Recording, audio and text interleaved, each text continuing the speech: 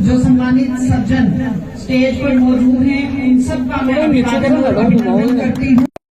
और सामने मौजूद आप सभी लोगों का मैं हाथ जोड़कर विनम्रता से अभिवादन करती हूँ। मुझे विजेंद्र जी ने फोन किया था कि आज एक सभा है और उस सभा में मुझे आना है। वैसे ये जब से मानव, सबसे पहले तो मैं आपको बधाई देती हूँ। बधाई इस बात की देती हूँ कि आपने अन्याय को चुपचाप सहने के बजाय संघर्ष का रास्ता चुना।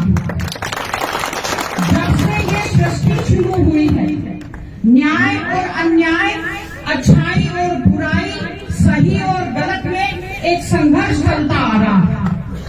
और हमारा कर्तव्य ये है कि हम लोग अच्छाई का साथ दें, बुराई के खिलाफ लड़ें, अन्याय के खिलाफ लड़ें। हम बुराई और अन्याय के खिलाफ लड़ेंगे तभी न्याय की जीत होगी, तभी सत्य की जीत होगी।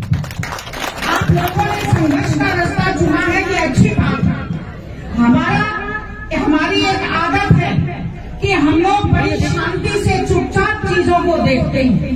जब तक हमारे घर के दरवाजे तक आग नहीं पहुंचती, तब तक हमें पड़ोसी की चिंता होती नहीं। कभी कभी मुझे अचंभा होता है कि अंग्रेज, इतना छोटा सा तो देश है अंग्रेजों का ब्रिटेन, और वहां से जहाजों और नावों में बैठकर आए और भारत पर राज कर लिया। मुगल कितनी दूर से, मध्य एशिया से घोड़ों पर बैठकर आए और इस देश पर राज कर लिया। क्यों कर लिया? क्योंकि हमारी आदत नहीं थी अन्याय से लड़ने की। अगर उस समय हमारी आदत होती जूझने की, संघर्ष करने की, गलत के खिलाफ लड़ने की, तो ना तो हमने मध्यकाल में गुलामी सही होती और ना हमने अंग्रेजों की 200 साल की गुलामी सही होती। इसलिए ये हम सबका कर्तव्य है, हमारी आदत है। हम क्यों अंग्रेजों के गुलाम हुए? जब 526 रियासतें थी भारत में, 526 थी। जब अंग्रेज उस पड़ोसी पर हमला करते थे, यहाँ बैठा हुआ राजा खुश होता था, अच्छा है वो मर रहा है, उसको सबक मिल रहा है। जब उस पड़ोसी पर हमला होता था तो सोचते थे अच्छा है उसकी अकड़ निकल रही है। अगर एक होकर लड़ते तो कोई कारण नहीं था कि हम गुलाम हों। इसलिए मैं आपको बधाई देती हूँ कि आप अपने हक के लिए लड़ने के लिए मजबूती से डटे हुए। बड़ी अचंभे की बात है, इस दुनिया में जो पूंजीपति हैं, खुद तो करोड़ों कमाना चाहते हैं और दूसरे की अगर छोटी सी जमीन है, छोटा सा घर है, तो उस पर भी कब्जा करना चाहते हैं। हमारी तो 10 मंजिली इमारत होनी चाहिए और दूसरे की झोपड़ी है वो भी खत्म हो जानी चाहिए। हमारे पास तो सैकड़ों हजारों बीघा जमीन होनी चाहिए और दूसरे का 5-10 बीघा का खेत है वो भी हम हड़प लें। हमारे पास तो करोड़ों की कमाई होनी चाहिए और दूसरा जो किसान है उसकी बेचारे की 1 लाख, 2 लाख, 2.5 लाख की जो कमाई है वो भी खत्म हो जानी चाहिए। ये सोच है, दोष इनका नहीं है, ये एक आदत है। जिसके पास कुछ पैसा हो जाता है वो दूसरे की भावनाओं को समझना बंद कर देता है। आज अपनी जमीन से कितना लगाव होता है। चौधरी चरण सिंह जी ने एक बार कहा था, जब नेहरू जी कॉर्पोरेट खेती की बात किया करते थे कि हजारों बीघा के फार्म बना दो और सामूहिक खेती करो, तो चरण सिंह जी ने कहा था कि भारत का किसान सब कुछ छोड़ सकता है पर अपना खेत कभी नहीं छोड़ सकता। खेत से जान से ज्यादा प्यार करता है। आज मेरा घर है, अगर मेरे घर की कीमत कोई मुझे 3 गुनी भी दे तो मैं उसको हाँ नहीं करूंगी। अपने घर के साथ लगाव होता, अपने खेत के साथ लगाव होता। आपको कोई एक मतीरा देता है और वो कहता है तो आप मना कर देते हो, फिर वो कहता है ये मेरे खेत का मतीरा है आप खाइए, तो आप उसको जरूर खाते हो, सम्मान देंगे। एक लगाव होता है अपने घर से, एक लगाव होता है अपने खेत से। बात पैसे की नहीं है, जो व्यक्ति खेत और घर छोड़ता है उसकी मानसिक पीड़ा को कभी पैसे में तोला नहीं जा सकता। इसलिए ये चीजें प्रशासन को समझनी चाहिए, सरकार को समझनी चाहिए, कंपनी को समझनी चाहिए। एक मुख्य जो मुद्दा है मतलब रोजगार का, जो एक मांग मैंने पढ़ी मुझे सबसे सही लगी कि लोकल लोगों को रोजगार मिलना चाहिए, लोकल लोगों के वाहन यहाँ ट्रांसपोर्ट में लगनी चाहिए।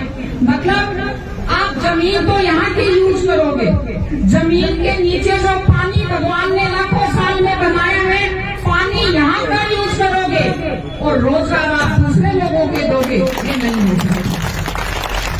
दूसरे लोग बड़ी संख्या में जो रोजगार के लिए आते हैं, उनको यहाँ कोई उनकी रिश्तेदारी नहीं होती, यहाँ उनकी कोई जानकारी नहीं होती, यहाँ कोई उनका लिहाज नहीं होता, यहाँ वो किसी भी तरह का अपराध कर सकते हैं, किसी भी तरह का क्राइम कर सकते हैं, वो हमारी पूरी संस्कृति को और सामाजिक ताने बाने को खराब कर सकते हैं। इसलिए रोजगार की जो मांग है वो बिल्कुल सही है।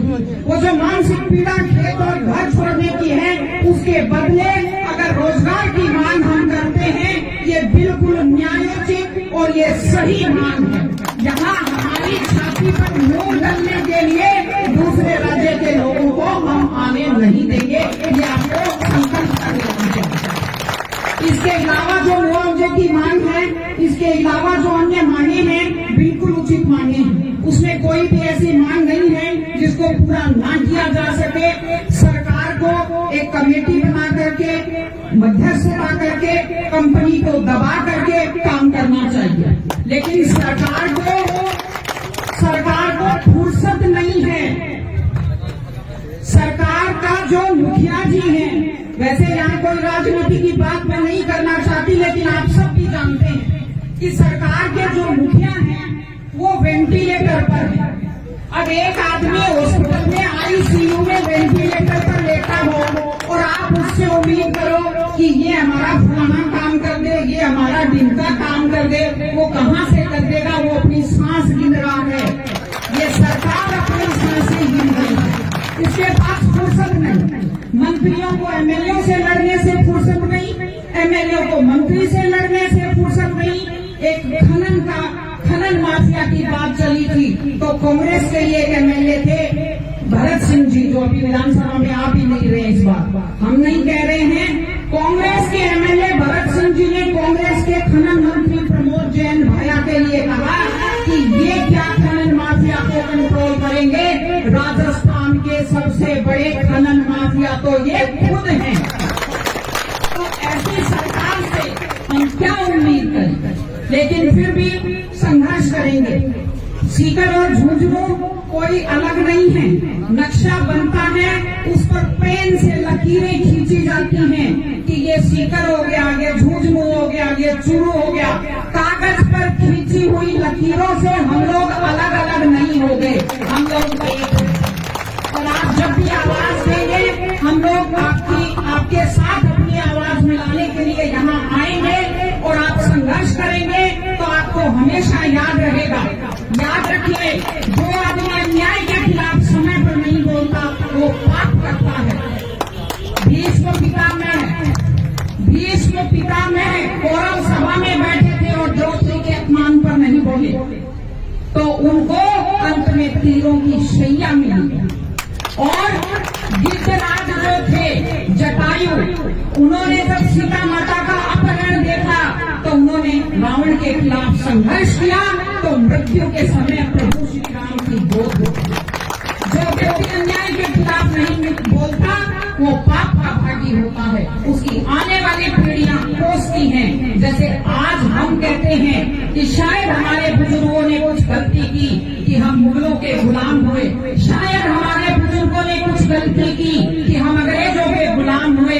आप याद रखना, ऐसा ना हो कि आपकी आने वाली पीढ़ियां ये कहें कि हमारे बुजुर्गों ने गलती की इसलिए हमारे हाथ नहीं। आपके इस संघर्ष के लिए मैं आपको बहुत बहुत शुभकामनाएं देती हूँ। आप सबसे सहयोग मांगिए और हम लोग जब भी आवश्यकता होगी हम लोग आपके साथ